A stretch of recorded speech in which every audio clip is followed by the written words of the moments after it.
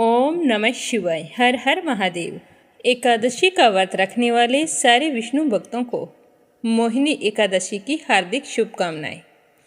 वैशाख माह के शुक्ल पक्ष की एकादशी के दिन मोहिनी एकादशी का व्रत रखा जाता है। मोहिनी एकादशी पर श्रीहरि विष्णु के मोहिनी रूप की पूजा की जाती है और यह व्रत 5 दिनों तक चलता है, यानी कि एकादशी से लेकर पूर्णिमा तक।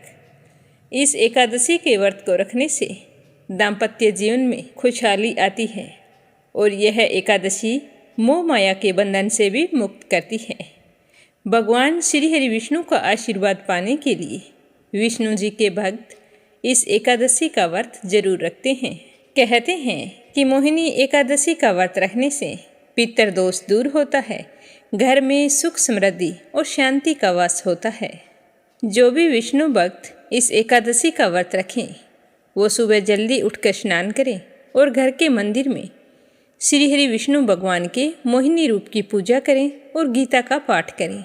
विष्णु सहस्त्र नाम का पाठ भी कर सकते हैं। व्रत रखें तो मोहिनी एकादशी की व्रत कथा जरूर सुने। व्रती को इस दिन भोग विलास की भावना त्याग कर भगवान श्री हरि विष्णु का ही स्मरण करते रहना चाहिए। स्कंद पुराण के अनुसार एकादशी के दिन समुद्र मंथन से अमृत प्रकट हुआ था। फिर इसके दूसरे दिन यानी कि द्वादशी तिथि को भगवान श्री हरि विष्णु ने उसी अमृत की रक्षा करने के लिए मोहिनी रूप धारण किया था और फिर त्रयोदशी को भगवान श्री हरि विष्णु ने देवताओं को इस अमृत का पान करवाया था और इसके बाद चतुर्दशी तिथि को देव विरोधी दैत्यों का संहार किया था। पूर्णिमा के दिन समस्त देवताओं को उनका साम्राज्य मिल गया था। यही कारण है कि वैशाख के अंतिम 5 दिन बहुत ही पुण्यदायी होते हैं और इन दिनों में व्रत रखकर भगवान श्री हरि विष्णु की पूजा करने से समस्त परेशानियां दूर होती है और हमें एकादशी का पूरा पुण्य फल प्राप्त होता है। तो आइए आप सभी की मंगल कामना के साथ शुरू करते हैं आज की कथा। हमेशा की तरह सबसे पहले एक छोटी सी कहानी गणेश जी भगवान की। बोलो गणेश गजानन की जय हो। प्राचीन समय की बात है कि एक गांव में एक अंधा और अनाथ लड़का रहता था। उसका नाम था मोहन। वह मंदिर के बाहर बैठकर भीख मांगकर गुजर बसर करता था। उसी गांव में एक शंकर चाचा थे जो बचपन से ही मोहन की देखभाल करते थे। मोहन उन्हीं के साथ रहता था। वे सुबह उसे मंदिर के बाहर छोड़ जाते और रात को जाते समय उसे अपने साथ घर ले जाते। इसी तरह समय बीत रहा था। एक दिन मोहन ने शंकर चाचा से कहा कि चाचा, आप मेरा बोझ कब तक उठाते रहेंगे? बचपन से मेरी देखभाल करते आ रहे हैं। अब मैं आप पर और बोझ नहीं बनना चाहता। मुझे मेरे हाल पर छोड़ दीजिए। तो शंकर चाचा ने कहा कि बेटा, मैं तुझे अपना बेटा मानता हूँ और तू मुझे छोड़कर जाने की बात कर रहा है। अगर तेरी जगह मेरा सगा बेटा होता तो क्या मुझे छोड़कर चला जाता? तो यह सुनकर मोहन रोने लगा। तब शंकर चाचा ने उसे समझाते हुए कहा कि तू गणेश मंदिर के बाहर बरसों से भीख मांग रहा है। समझ ले तू उनकी शरण में है। उनकी पूजा कर, वही तेरी रक्षा करेंगे। बेटा, भाग्य पर किसी का जोर नहीं है। तुम इस तरह रोते हो तो मुझे बहुत दुख होता है। मैं तुझे माता पिता बनकर पाल पोस तो सकता हूँ, पर तुम्हारी आंखों की रोशनी कहाँ से लाऊं? जब तुम परेशान होता है तो मुझे बहुत बुरा लगता है। तू मुझसे वादा कर कि आज के बाद कभी नहीं रोएगा। तो मोहन कहने लगा कि चाचा, मैं आज के बाद कभी नहीं रोऊंगा, पर मैं भगवान की पूजा कैसे करूं? मैं तो भिखारी हूँ और भिखारी को मंदिर में जाने की इजाज़त नहीं होती। मैं तो मन ही मन गणेश जी को याद कर लेता हूँ। तो शंकर चाचा ने कहा कि बेटा, तू चिंता मत कर, एक दिन सब कुछ ठीक हो जाएगा। इस तरह बातें करते करते चाचा भतीजे सो गए। अगले दिन शंकर चाचा मोहन को लेकर गणेश जी के मंदिर पहुँचे। तभी मंदिर के पुजारी ने उन्हें रोका और कहा कि अरे, इस भिखारी को कहाँ मंदिर के अंदर लेकर जा रहे हो? यह तो रोजाना मंदिर के बाहर बैठता है और इसे बाहर ही ले जाओ। तो पुजारी की बात सुनकर शंकर चाचा ने कहा कि क्या भिखारी इंसान नहीं होते? उन्हें पूजा पाठ करने का हक नहीं होता? तुम कौन होते हो इसे पूजा से रोकने वाले। तो इस तरह सुनकर पुजारी को गुस्सा आ गया और उसने उन दोनों को ही मंदिर से बाहर निकाल दिया। तब मोहन ने कहा कि चाचा रहने दो, मैं यहीं बाहर बैठकर ही भगवान की पूजा कर लूँगा, आप इनसे बहस मत करो। अगर पुजारी को ज़्यादा गुस्सा आ गया तो यह मुझे मंदिर के बाहर भी नहीं बैठने देगा। यह कहकर मोहन अपनी पुरानी जगह पर आकर बैठ गया। शंकर चाचा अपने काम पर चले गए। मोहन बैठकर भीख मांग रहा था। तभी उसे किसी के रोने की आवाज़ सुनाई दी। उसे लगा कि जैसे कोई बच्चा रो रहा है, तो उसने इधर उधर टटोलते हुए पूछा कि तुम कौन हो और क्यों रो रहे हो। तो उस बालक ने कहा कि मुझे बहुत भूख लगी है और मंदिर के पास की दुकान में बहुत ही अच्छे लड्डू रखे हैं, लेकिन मेरे पास पैसे नहीं हैं। तो मोहन कहने लगा कि कोई बात नहीं, तुम मेरे पैसे लेकर लड्डू खरीद कर खा लो। यह कहकर मोहन ने अपनी भीख में मिले हुए रुपए उसके आगे कर दिए। तो उसने उसमें से 5 रुपए उठा लिए और वहाँ से चला गया। थोड़ी देर बाद में वह बालक मोहन के पास आया और कहने लगा कि मैं 2 लड्डू लाया हूँ, एक मैं खा लेता हूँ और एक तुम खा लो। तो मोहन ने कहा नहीं, दोनों लड्डू तुम ही खा लो। तुम्हारा नाम क्या है? तो वह बालक कहने लगा कि मेरा नाम तो गणेश है, पास ही में मेरा घर है। मेरे माता पिता सुबह काम पर चले जाते हैं और मैं मंदिर में खेलने के लिए आ जाता हूँ। यह कहकर वह बालक चला गया। अगले दिन से वह बालक रोजाना वहाँ आता और मोहन से 5 रुपए लेकर लड्डू खाकर चला जाता। एक दिन वह बालक आया तो उसने मोहन से कहा कि तुम मुझे रोजाना 5 रुपए देते हो, कभी भी मना नहीं करते। तब मोहन ने कहा कि गणेश, मैं भगवान गणेश को लड्डू का भोग लगाना चाहता हूँ, लेकिन हम तो भिखारी हैं, हमें मंदिर के अंदर जाने की इजाज़त नहीं होती। जब तुम लड्डू खा लेते हो तो मुझे ऐसा लगता है कि जैसे गणेश जी खुद भोग लगाने के लिए मेरे पास आए हैं, इसीलिए मुझे अच्छा लगता है। तुम रोज़ाना आ जाया करो, मैं तुम्हारा इंतज़ार करता हूँ। तो इसी तरह समय बीतता गया। एक दिन गणेश ने मोहन से कहा कि मैं तुमसे मिलने और लड्डू खाने अब नहीं आ सकूँगा, मेरे माता पिता दूसरे गांव जा रहे हैं।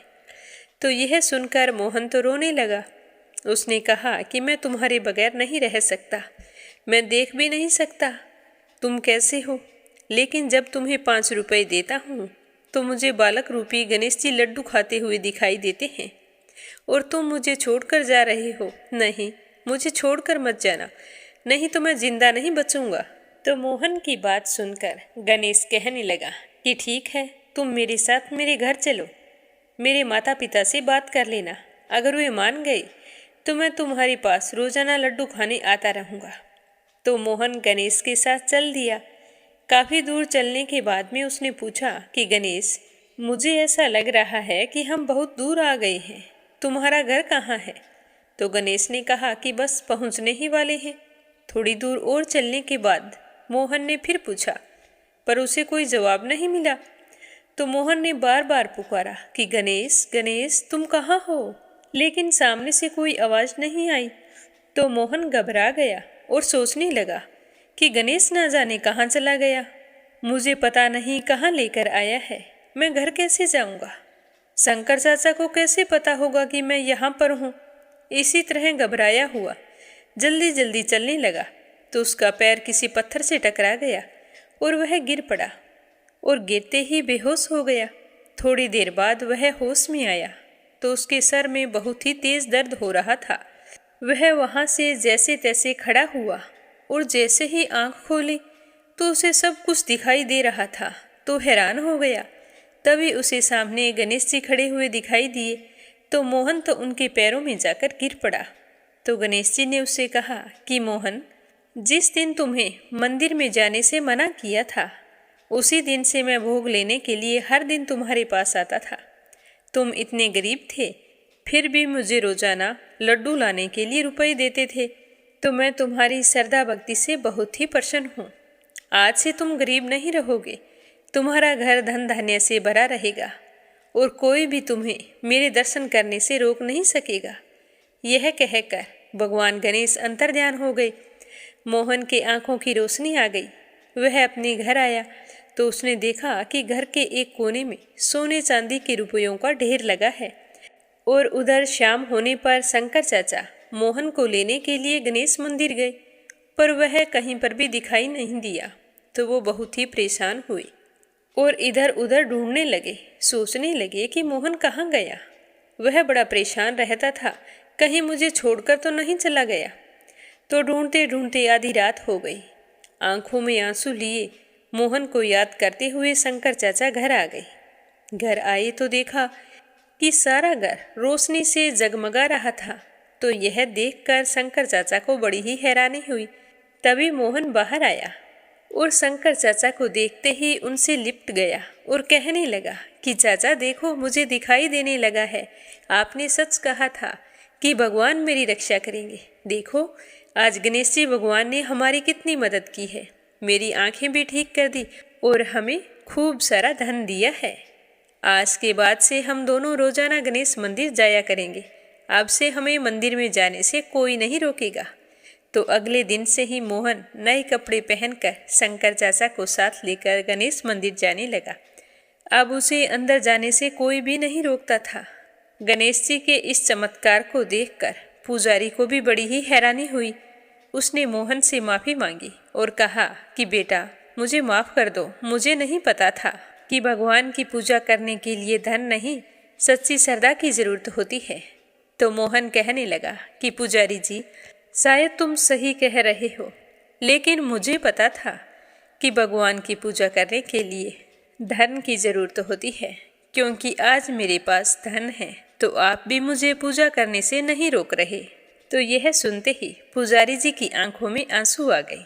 हे विघ्नहर्ता गणेश जी, जिस तरह आपने मोहन की रक्षा की वैसे सबकी रक्षा करना। बोलो गणेश जी महाराज की जय हो। अब अपने सुनते हैं वैशाख माह के शुक्ल पक्ष की एकादशी को सुनी जाने वाली कथा। एक समय की बात है कि महाराज युधिष्ठिर चिंता मगन हुए अपने सिंहासन पर विराजमान थे और उनकी नज़रें दरवाजे पर टिकी हुई थी। वो बेसब्री से किसी का इंतजार कर रहे थे और फिर अचानक से अपने सिंहासन से उठ खड़े होते हैं और राज दरबार में तेजी से चक्कर लगाने लगते हैं, पर बार बार उनकी नज़रें दरवाजे की तरफ चली जाती है। किसी के आने का इतनी बेसब्री से इंतजार उनकी आंखें स्पष्ट बता रही थी। तभी अचानक से बाहर रथ के रुकने की आवाज़ आती है और युधिष्ठिर भागकर बाहर जाते हैं और देखते हैं कि श्री कृष्ण पधार रहे हैं।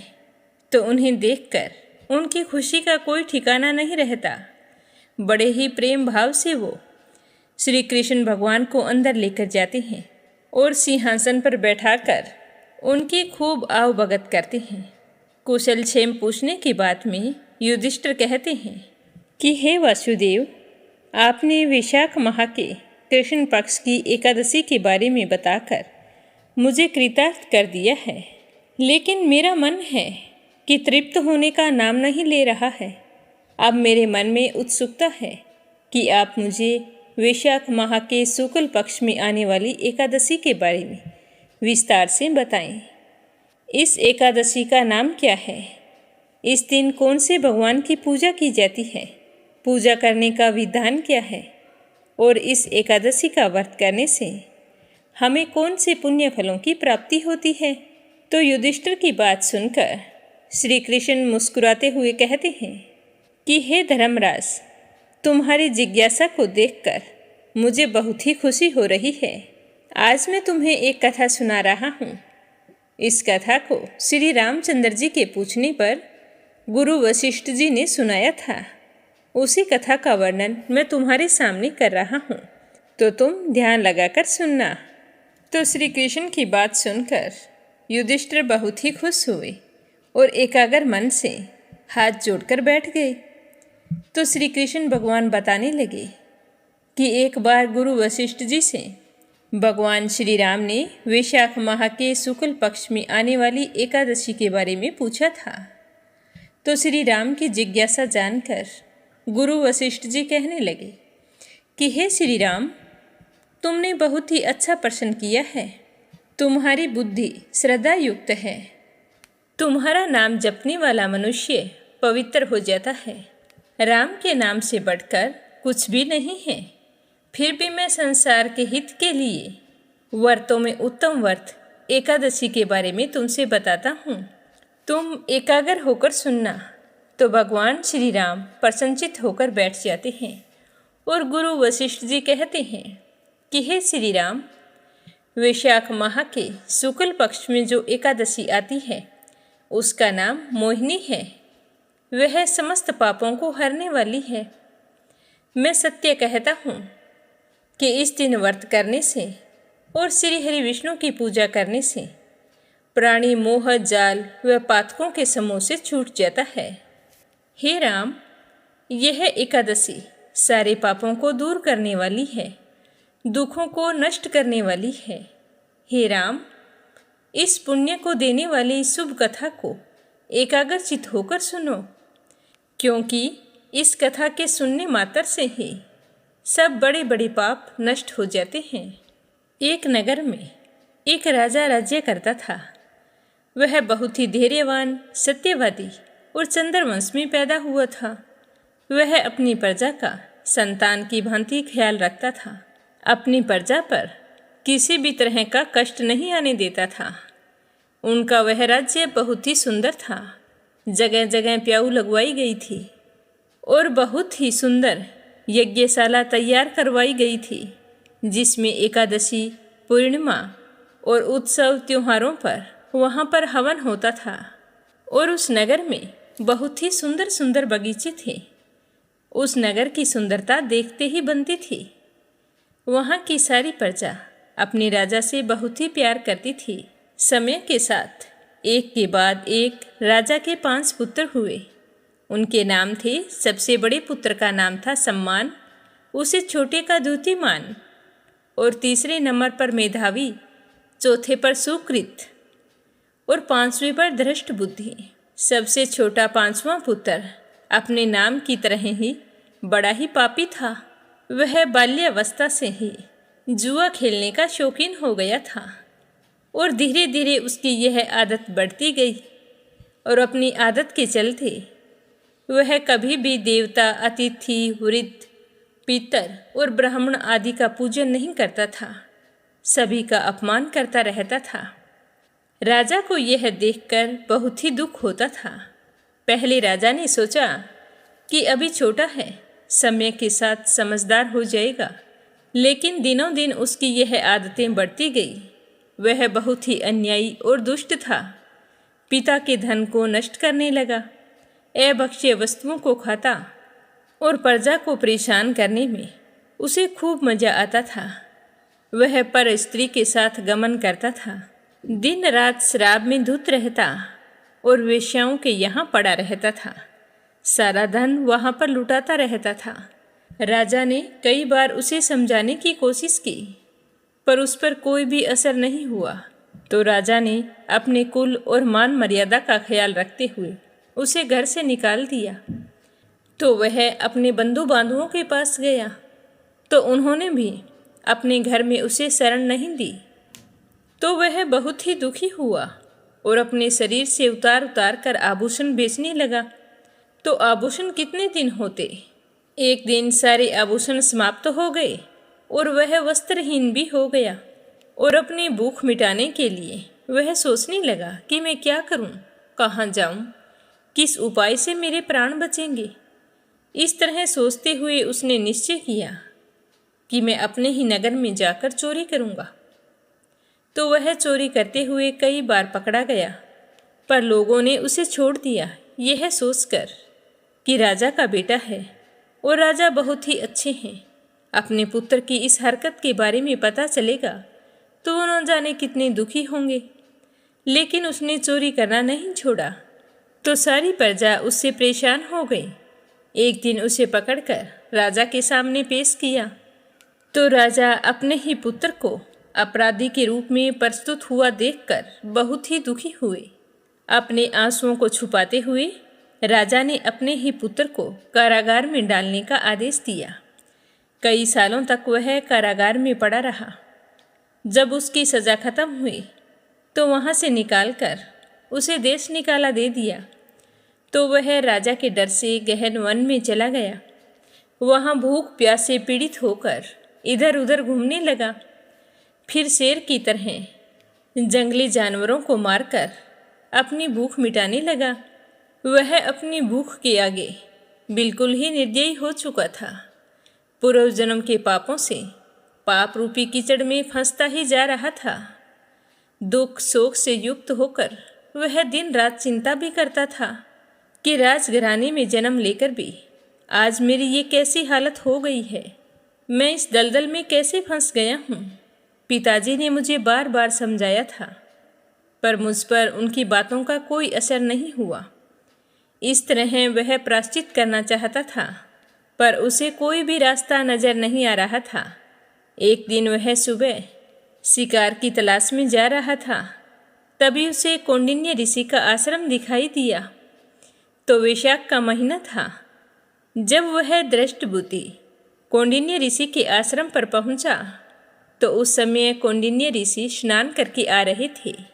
उनके बाल भीगे हुए थे और उनके बालों के छींटे दृष्टबुद्धि के ऊपर पड़े। तो उसे अपने आप पर बहुत ही ग्लानि होने लगी और वह उसी क्षण कौंडिन्य ऋषि के चरणों में गिर पड़ा और कहने लगा कि हे ब्राह्मण, ऐसा कोई प्रायश्चित उपाय बताओ जिसके बिना यत्न किए जन्म भर के पापों का नाश हो जाए। मैं तो दिन ब दिन पाप की दलदल में फंसता ही जा रहा हूँ। अब मैं इसे छुटकारा पाना चाहता हूँ। तो उसकी बात सुनकर ऋषि कहने लगे कि पाप का उपाय ही प्रायश्चित है।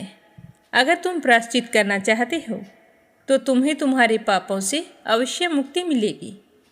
मैं तुम्हें एक ऐसा उपाय बताता हूँ जिसको करने से तुम्हारे सारे पाप नष्ट हो जाएंगे। तो कौंडिन्य ऋषि की बात सुनकर दृष्टबुद्धि बहुत ही खुश हुआ और सुनने के लिए बेचैन हो गया।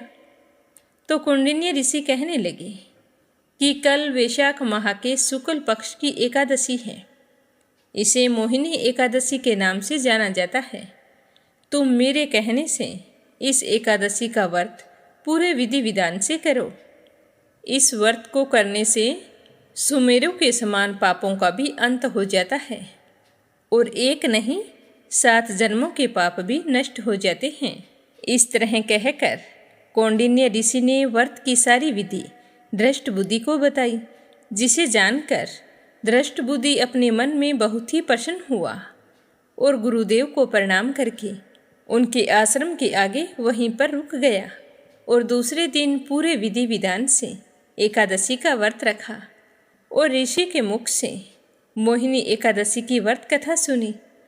पूरा दिन श्री हरि विष्णु का स्मरण करता रहा और वह रात्रि भी विष्णु जी के भजन कीर्तन में गुजार दी।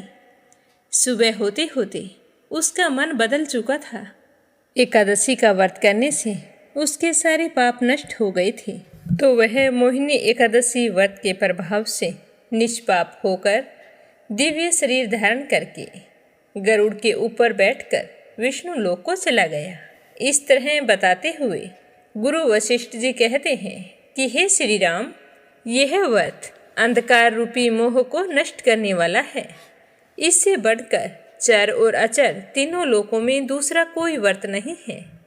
अतः हे राजन, यज्ञ तीर्थ दान आदि इसके 16वें भाग के बराबर भी नहीं है। जो भी व्यक्ति इस एकादशी के महात्म्य को पढ़ेगा, सुनेगा या सुनाएगा, उसे भी 1000 गौदान का फल प्राप्त होगा। इस एकादशी की कथा वैशाख मास के दान का पुण्य देने में सक्षम है। अतः हर मनुष्य को यह व्रत रखना चाहिए और कथा पढ़नी, सुननी और सुनानी चाहिए। तो इस महात्म्य को सुनाकर भगवान श्री कृष्ण धर्मराज युधिष्ठिर से कहते हैं कि हे धर्मराज, इस एकादशी के बारे में जितना कुछ मैं जानता था वह सब कुछ प्रेम पूर्वक तुम्हें बता दिया है। तो श्री कृष्ण की बात सुनकर युधिष्ठिर हाथ जोड़कर कहते हैं कि हे वासुदेव, आपने तो मुझे कृतार्थ कर दिया है। आपसे धर्म और ज्ञान के उपदेश जितना सुनता हूँ उतनी ही जिज्ञासा बढ़ती ही जाती है। आपके मुखारबिंद से वैशाख शुक्ल एकादशी के महात्म्य को सुनकर मैं तो कृतकृत्य हो गया हूँ। यह कहकर युधिष्ठिर हाथ जोड़कर श्री कृष्ण के चरणों में अपना मस्तक झुका देते हैं और श्री कृष्ण भगवान उसे आशीर्वाद देते हुए प्रसन्नचित मन से वापस लौट जाते हैं। बोलो श्री हरि विष्णु भगवान के अनंत स्वरूपों की जय हो। अगली कहानी सुनते हैं गजेंद्र मोक्ष की। प्राचीन समय की बात है। द्रविड़ देश में एक पांडव वंशी राजा राज्य करते थे। उनका नाम था इंद्रधुमन। वे भगवान की आराधना में ही अपना अधिक से अधिक समय व्यतीत करते थे। उनके राज्य में सर्वत्र सुख शांति थी। प्रजा हर तरह से संतुष्ट और खुशहाल थी। लेकिन राजा इंद्रधुमन अपना समय राज कार्य में बहुत ही कम दे पाते थे। वे कहते थे कि भगवान विष्णु ही मेरे राज्य की व्यवस्था करते हैं, अतः वे अपने इष्ट परम प्रभु की उपासना में हमेशा लीन रहते थे। राजा इंद्रधुमन के मन में आराध्य आराधना की लालसा दिनों दिन बढ़ती ही चली गई, तो उन्होंने राज्य को त्याग दिया और मल्य पर्वत पर रहने लगे। उनका वेश तपस्वियों जैसा था। सिर के बाल बढ़कर जटा के रूप में हो गए थे। वे निरंतर परम ब्रह्मा परमात्मा की आराधना में लीन रहते थे।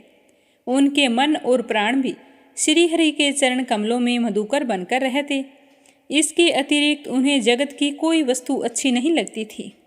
उन्हें राज्य, कोष, प्रजा तथा पत्नी आदि किसी भी प्राणी या पदार्थ की कभी भी याद नहीं आती थी। एक समय की बात है कि राजा इंद्रधुमन प्रतिदिन की भांति स्नान आदि से निवृत्त होकर सर्वसमर्थ प्रभु की उपासना में लीन थे। उन्हें बाहरी जगत का तनिक भी ध्यान नहीं था। संयोगवश उसी समय महर्षि अगस्त्य अपने समस्त शिष्यों के साथ वहां पर पहुंच गए। लेकिन राजा इंद्रधुमन ने उनकी तरफ ध्यान नहीं किया, क्योंकि उन्हें तो बाहरी दुनिया का बिल्कुल भी ध्यान नहीं था। वो तो अपनी पूजा में ही लीन थे।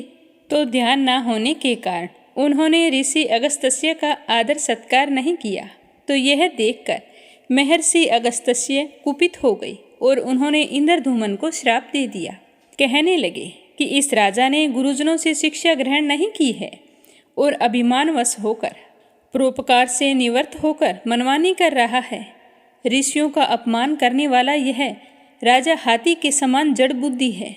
तो मैं इसे श्राप देता हूँ कि इसे घोर अज्ञानमयी हाथी की योनि प्राप्त हो। महर्षि अगस्त्य भगवत भक्त इंद्रधुमन को यह श्राप देकर चले गए। राजा इंद्रधुमन ने भी इसे श्री भगवान का मंगलमय विधान समझकर प्रभु के चरणों में सर रख दिया। क्षीराब्दी में 10 सहस्त्र योजन लंबा, चौड़ा और ऊंचा त्रिकुट नामक पर्वत था। यह पर्वत अत्यंत ही सुंदर और श्रेष्ठ था। उस पर्वतराज त्रिकुट की तराई में ऋतुमान नामक भगवान वरुण का क्रीड़ा कानन था। उसके चारों ओर दिव्य वृक्ष सुशोभित थे। वे वृक्ष सदा पुष्पों और फूलों से लदे रहते थे। उसी क्रीड़ा कानन ऋतुमान के समीप पर्वत श्रेष्ठ त्रिकुट के गहन वन में हाथी रहा करते थे। उन्हीं हाथियों के साथ शक्तिशाली और अमित पराक्रमी गजेंद्र रहता था। यह गजेंद्र राजा इंद्रधुमन थे, जो श्राप की वजह से हाथी की योनि में आ गए थे।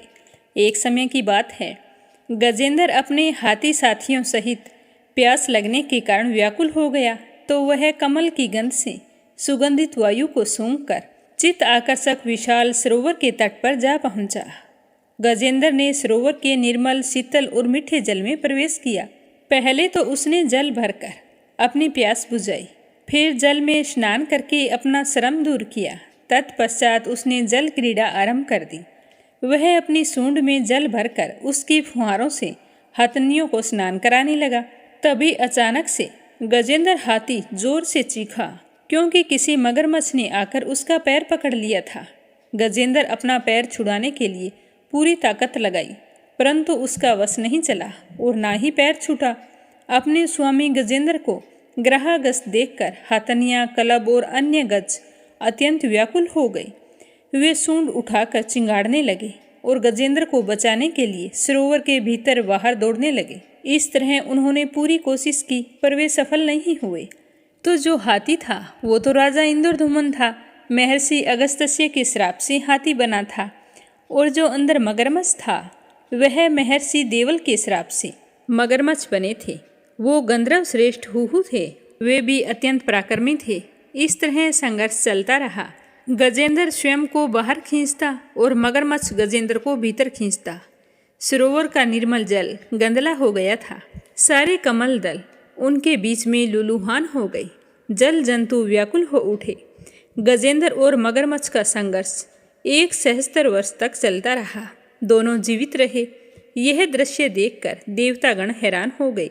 संघर्ष करते करते गजेंद्र का शरीर स्थिर हो गया।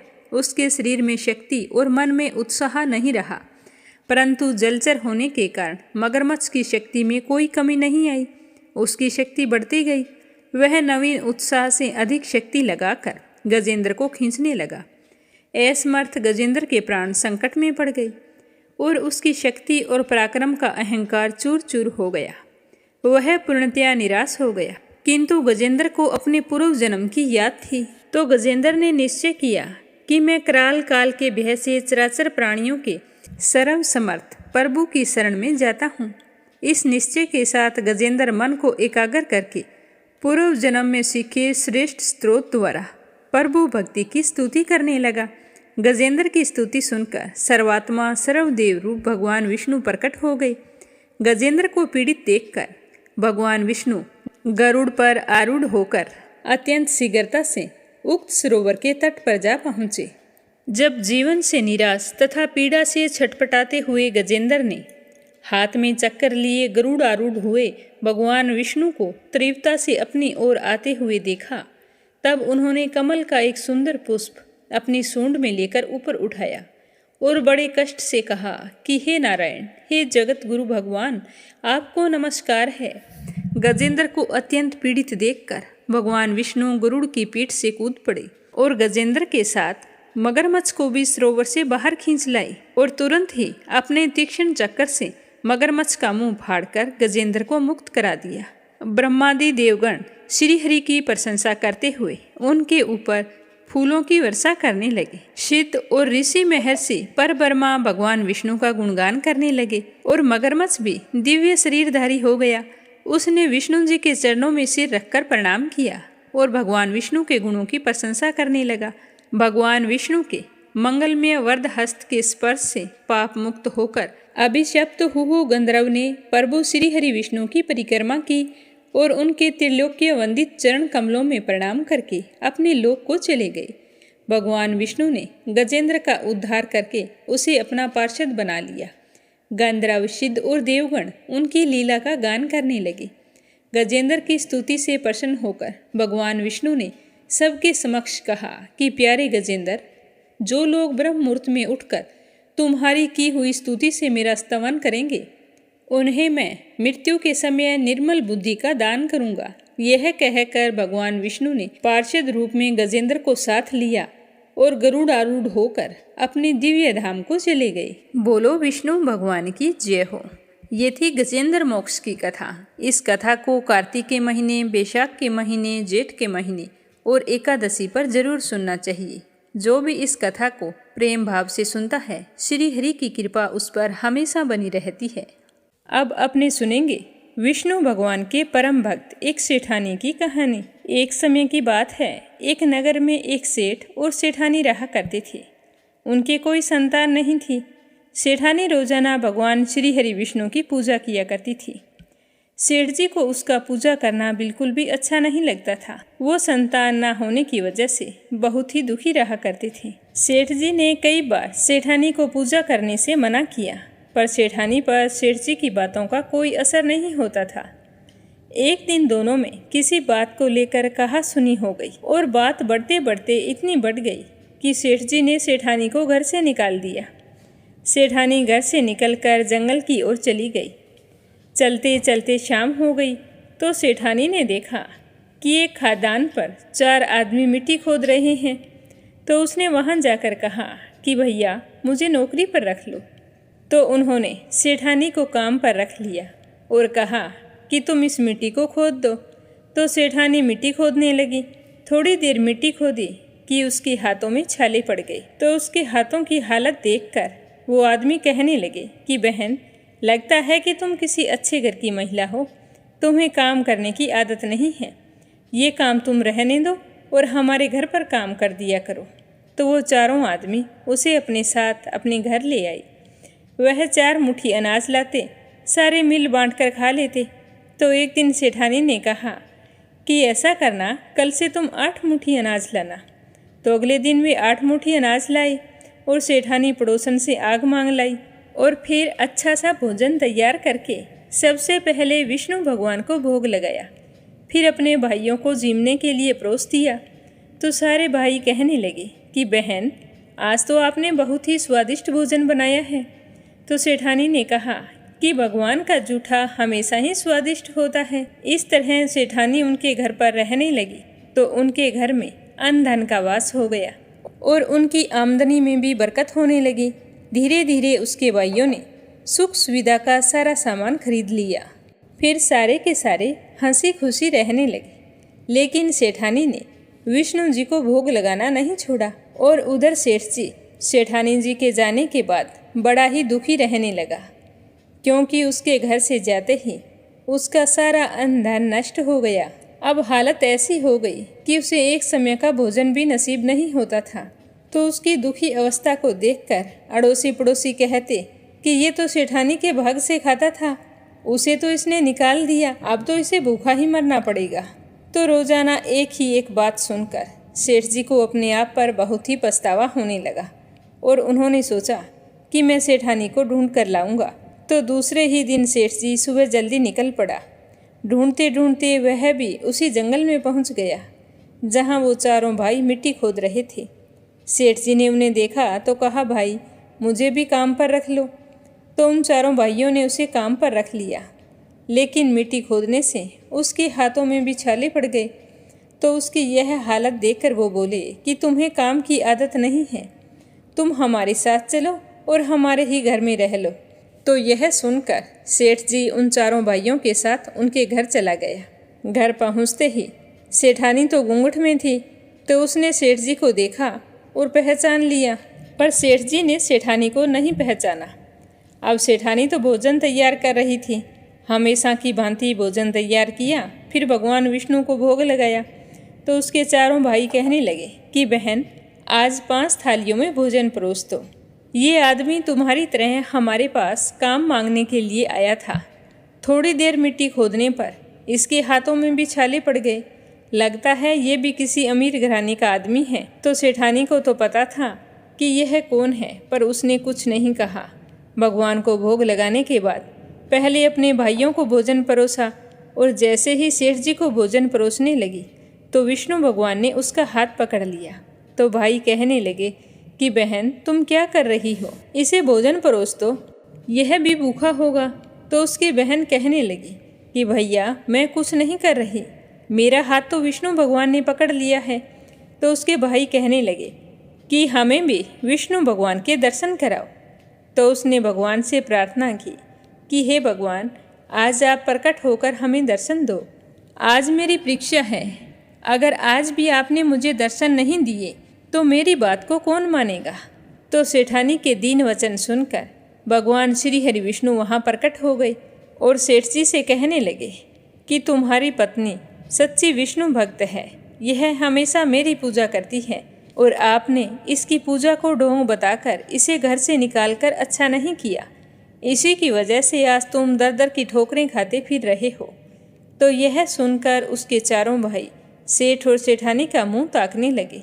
तो विष्णु भगवान कहने लगे कि मैं सेठानी की श्रद्धा भक्ति से बहुत ही प्रसन्न हूँ और मैं ये आशीर्वाद देता हूँ कि जहाँ भी यह सेठानी रहेगी वहाँ हमेशा अन्न धन के भंडार भरे रहेंगे।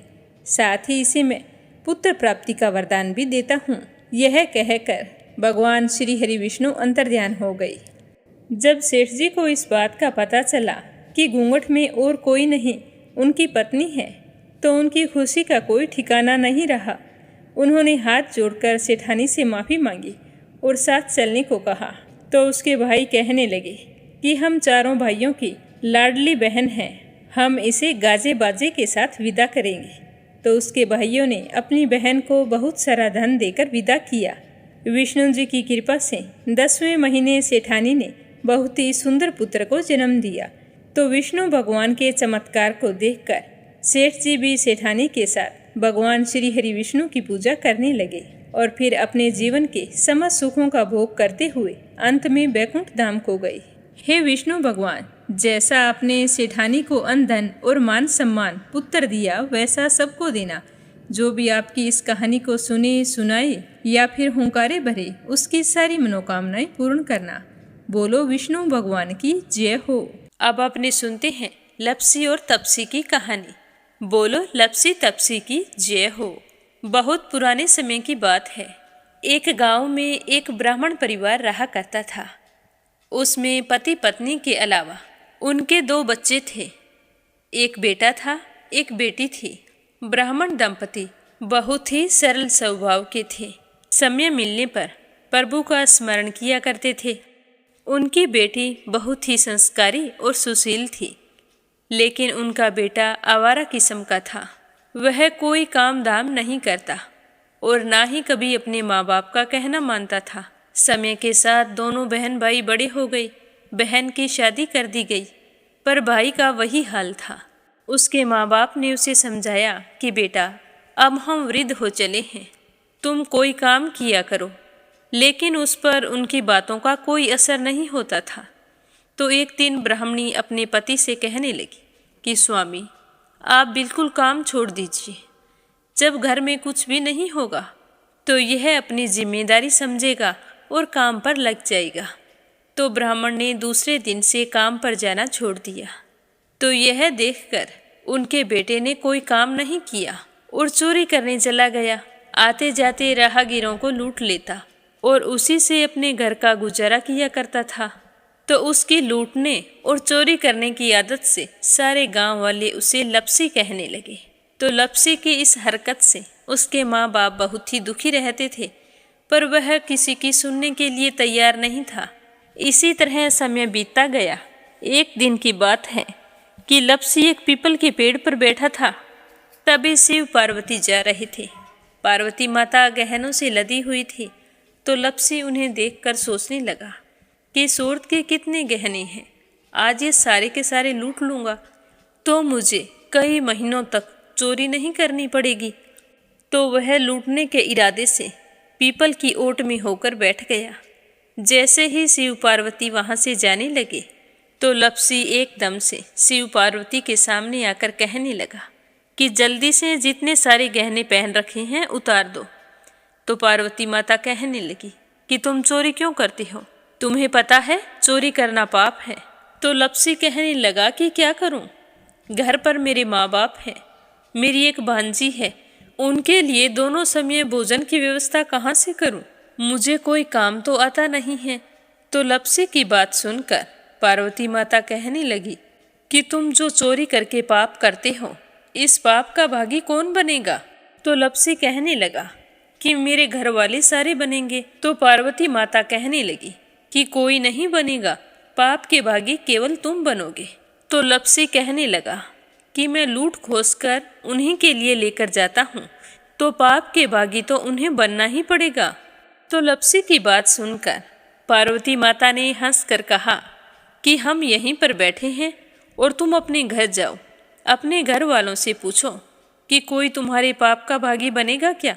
तो यह सुनकर लप्सी भागा भागा अपने घर आया और अपनी माँ के पास गया और कहने लगा कि माँ, मैं चोरी करके लाता हूँ, राह चलते राहगीरों को लूटता हूँ, तुम्हारे लिए ही तो करता हूँ। तो तुम मुझे एक बात बताओ, चोरी करने से जो पाप लगता है तो आप मेरे पाप के भागी बनोगे। तो लप्सी की बात सुनकर उसकी माँ कहने लगी कि बेटा, मैंने तो तुमसे नहीं कहा कि तुम चोरी करके लाओ, तुम कमा कर लाओ, हमें तो 2 वक्त की रोटी चाहिए, मैं तो तुम्हारी पाप की भागी नहीं बनूंगी। तो माँ के मुंह से इस तरह की बात सुनकर लप्सी तो हैरान हो गया। फिर वह अपने पिताजी के पास गया और जाकर कहने लगा कि पिताजी, मैं जो कुछ भी लूट खोस के लाता हूँ वो आपके लिए ही तो लाता हूँ। देखो मैंने लूट कर कितना धन इकट्ठा कर लिया है, कितने ऐशो आराम हैं तुम्हारे। अगर मैं चोरी नहीं करता तो क्या ये सब हमें मिलता। पिताजी, मैं तुमसे एक बात पूछता हूँ कि चोरी करने से पाप लगता है, तो उस पाप में आप मेरे भागीदार बनोगे क्या। तो लप्सी की बात सुनकर उसके पिताजी कहने लगे कि बेटा, मैंने नहीं कहा कि तुम चोरी करके लाओ, तुम कमा कर लाओ, मैं तुम्हारे पाप का भागी नहीं बनूंगा। तो माँ बाप के मुंह से इस तरह की बात सुनकर वह बहुत ही उदास हुआ और सोचने लगा कि मैं कितने महीनों से चोरी कर रहा हूँ, ना जाने मुझ पर कितना पाप चढ़ गया है। और ये तो बोल रहे हैं कि पाप के भागी हम नहीं बनेंगे, तो अब क्या होगा। तो वह बड़े ही दुखी मन से शिव पार्वती से मिलने के लिए चल पड़ा। जैसे ही घर से बाहर निकलने लगा तो उसकी छोटी सी भांजी दरवाजे पर खेल रही थी। उसे पता नहीं था कि पाप पुण्य क्या होता है, तो वो कहने लगी कि मामा, पाप की भागी मैं बनूंगी। तो उसके इस तरह कहते ही लपसी ने उसे गोद में उठाया और चल पड़ा। शिवजी भगवान और पार्वती माता के पास जाकर कहने लगा कि घर वालों ने पाप का भागी बनने से मना कर दिया है और एक यही है जो पाप की भागी बनने को तैयार है। फिर लपसी बड़े ही दीन स्वर में कहने लगा कि हे भगवान, मैं समझ गया हूँ कि चोरी करना पाप है। आज तक जो मैंने काम किया वो बहुत ही गलत था, लेकिन अब मैं इसका प्रायश्चित करना चाहता हूँ। अब तुम ही बताओ, मुझे मेरे पापों से मुक्ति कैसे मिलेगी। तो उसकी बात सुनकर शिव पार्वती बहुत ही खुश हुए और लपसी को कच्चे सूत का एक छोटा सा गोला देते हुए कहा कि लपसी, ये सूत लो और इस पीपल के चारों ओर परिक्रमा लगाओ। जब यह सूत समाप्त हो जाएगा तब तुम्हारे सारे पाप नष्ट हो जाएंगे। तो यह सुनकर लपसी बहुत ही खुश हुआ। सोचने लगा कि छोटा सा गोला है, अभी लपेट कर घर चला जाऊंगा, उसके बाद में कभी कोई पाप नहीं करूंगा। फिर उसने अपनी बांजी को कंधे पर बैठाया और पीपल की परिक्रमा लगानी शुरू कर दी। अब भगवान का वह सूत खत्म कहाँ होने वाला था। लपसी चक्कर लगाता गया पर वह सूत खत्म नहीं हुआ। चक्कर लगाते लगाते 1 महीने, 6 महीने, साल, पूरे 12 साल बीत गए, पर वह सूत खत्म नहीं हुआ। 12 साल बाद एक बार फिर शिव पार्वती जी वहाँ से गुजर रहे थे, तो पार्वती माता ने कहा कि स्वामी, चलो लपसी को चलकर देखते हैं। तो शिवजी कहने लगे, वो चोरी करने वाला, लूटने वाला कब का चला गया होगा। तो पार्वती माता कहने लगी कि नहीं स्वामी, चलकर देखने में क्या जाता है, चलो एक बार देखते हैं। तो शिव पार्वती जी जैसे ही पीपल वृक्ष के पास आए तो देखा कि लपसी तो अब भी चक्कर लगा रहा है। वहाँ चारों ओर गहरी खाई हो गई है और लपसी की बड़ी बड़ी दाढ़ी, मूंछें, नाखून बढ़ गए हैं। तो यह देखकर पार्वती माता ने कहा कि देखो स्वामी, आप तो कह रहे थे कि वो कब का ही चला गया, देखो इसके मन में सच्ची भक्ति है। तो पार्वती की बात सुनकर शिवजी ने कहा कि चलो अभी देख लेता हूँ। तो यह कहकर शिवजी ने एक सोने का कड़ा लपसी के आगे फेंक दिया। तो लपसी ने झट से उसके ऊपर पैर कर लिया। फिर अचानक से उसका ध्यान शिव पार्वती जी की ओर गया, तो वो हाथ जोड़कर कहने लगा कि भगवान, अब तो मेरे पाप समाप्त हो गए होंगे, आप मुझे यहाँ से जाने की आज्ञा दीजिए। आपका यह सूत अभी तक खत्म नहीं हुआ है। तो शिवजी भगवान ने कहा कि तुम्हारे पाप कर्म भी अभी तक पूरे नहीं हुए हैं। तो शिवजी की बात सुनकर लपसी कहने लगा कि भगवान, मुझे पूरे 12 वर्ष हो गए हैं आपकी भक्ति करते करते, और अब भी आप मुझ पर शक कर रहे हैं। तो शिवजी ने कहा कि अपना पैर उठाओ। तो जैसे ही लपसी ने अपना पैर उठाया तो उसके पैर के नीचे सोने का कड़ा था। तो यह देखकर लपसी शर्मिंदा हो गया और कहने लगा कि प्रभु, गलती हो गई, मुझे माफ़ करो, आगे से मैं ऐसी गलती कभी नहीं करूँगा। तो शिवजी कहने लगे कि नहीं लपसी, तुम्हारा पाप ऐसे पूरा नहीं हो सकता। अब तुम्हें 12 वर्ष तक और इसी तरह परिक्रमा करनी होगी, उसी के बाद तुम्हारे पाप समाप्त होंगे। यह कहकर शिव पार्वती वहाँ से चले गए और वह फिर से पीपल के पेड़ की परिक्रमा करता रहा। करते करते 12 साल बीत गए। 12 साल बाद में शिव पार्वती जी वहाँ पर आए तो उन्होंने देखा कि आज भी वो वहीं पर चक्कर लगा रहा है। तो शिवजी ने फिर उसके सामने सोने की अंगूठी फेंकी, पर उसने कोई ध्यान नहीं दिया। तो शिवजी भगवान प्रसन्न होकर कहने लगे कि हे लपसी, आज से तुम मेरी तपस्या करके तपसी बन गए हो। मैं तुम्हें वरदान देता हूँ कि तुम अपने जीवन में सारे सुखों को प्राप्त करेगा। और तूने 24 बरस तक मेरी भक्ति की है, इसका फल भी तुझे अवश्य मिलेगा। जो भी औरत गाय और कुत्ते की रोटी नहीं बनाएगी उसका पुण्य फल तुम्हें मिलेगा। आंगन लीप कर दहलीज नहीं लीपेगी तो उसका पुण्य फल भी तुझे ही मिलेगा।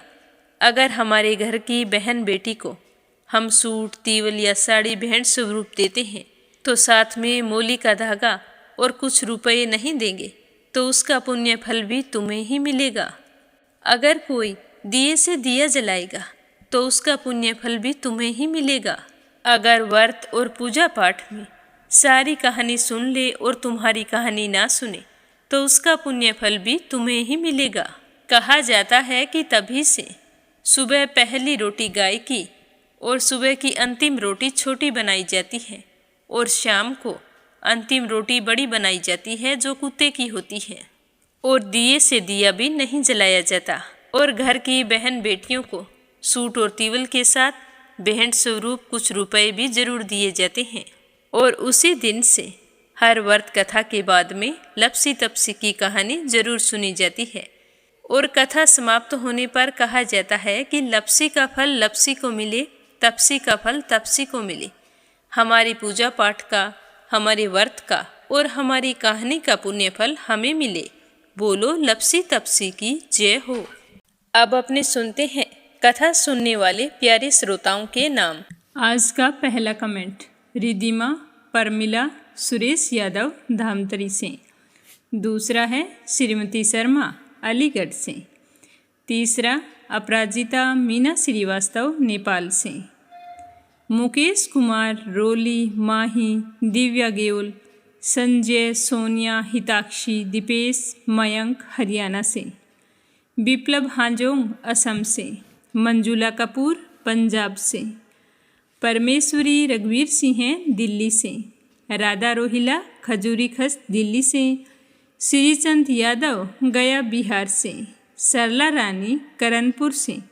बीनू मेहरा दिल्ली से। प्रिया गोस्वामी रोहतक से। सुनीता रानी मेरठ से। बीनू मेहरा दिल्ली से। रजनी बड़ोला प्रयागराज से। मंजू कौशिक सहादरा से। रेखा धर्मेंद्र शर्मा जयपुर राजस्थान से। एक श्रोता हरियाणा से हैं। गीता गोस्वामी सुनीता गोस्वामी मेरठ से। मीनू वालिया दिल्ली से। रुक्मणी शर्मा अंबाला से। रवि सैनी सीमा सैनी मलियाना से। मीरा अग्रवाल बंगाल से। कोमल निर्मल मुंबई मीरा रोड से। निर्मला सिसोदिया दिल्ली से। प्रीति राजेश शर्मा अनमोल शर्मा उज्जैन से। प्रेमलता बंसल दिल्ली से। सीमा गोयल सतपाल गोयल पानीपत से। शोभा कुंवर पुरोहित अहमदाबाद से। अनिल कुमार टिहरी करनाल से। रेनू गाजियाबाद से। इंदू रानी गाजियाबाद से। यूएन तिवारी इंदिरा तिवारी लखनऊ से। इंदिरा तिवारी शांति प्रसाद तिवारी शुभांकित दीपांकित सुरभि जया तिवारी वैभवी ऐश्वर्या तिवारी उत्तराखंड से। बाया कंवर जोधपुर से। अनिल सभरवाल दिल्ली से। क्षमा परतुल वडोदरा से। के लक्ष्मण दास उमरकोट से। संजीव कंसल कविता कंसल हितेश कंसल मुजफ्फरनगर से। मंजू चौधरी भीलवाड़ा से। कमला देवी भीलवाड़ा से। नीलम जायसवाल हैदराबाद से। सीमा जोशी दिल्ली से। बीना वाशने अलीगढ़ से। सुदेश नागपाल करनाल से। उषा सेठ बनारस से। उर्मिला महाजन अभिलाषा गीतू दिल्ली से। एक श्रोता कटनी मध्य प्रदेश से हैं। हेमलता राणा भीलवाड़ा से। ललिता सरसुआ गुवाहाटी से। शांताबेन वाघेला गुजरात के मंडल से। शशि वर्मा अंजलि वर्मा करण वर्मा पंजाब से। विनीत श्रीवास्तव भोपाल से। ललिता विशाल आराध्या आरव दमोह मध्य प्रदेश से। उषा सिंह मिर्ज़ापुर उत्तर प्रदेश से। यौनिक पटेल पुष्पा पटेल लंदन से। एक श्रोता पश्चिम बंगाल से हैं। श्रीमती कमलेश जबलपुर से। सावित्री ईश्वरलाल रामचंदानी गाजियाबाद से, तारा मिश्रा, राम नरेश मिश्रा, शुभम मिश्रा, रितेश मिश्रा गोपालगंज से, संगीता नागर तिगांव फरीदाबाद से, कमलेश भल्ला जम्मू से, पूजा पाठक उत्तराखंड देहरादून कोशानी से, अशोक कुमार जी भटनागर भोपाल मध्य प्रदेश से, देवी सिंह कार्तिक पायल सौम्या उमा रमा कनक रघुवंशी गजबा सौदा से, कुसुम दिल्ली से, शकुंतला देवी भिवानी, प्रमोद यादव साहू हिमाचल प्रदेश से, कमलेश लाल रुड़की से, स्मिता सीताराम गायकवाड़ महाराष्ट्र से, सुमन प्रसाद उत्तर प्रदेश से। सभी श्रोताओं का बहुत बहुत धन्यवाद। आप हमेशा यूं ही अपना साथ और सहयोग बनाए रखें। भगवान श्री हरि आपकी समस्त मनोकामनाएं पूर्ण करें। आप सभी की मंगल कामना के साथ ओम नमः शिवाय। हर हर महादेव।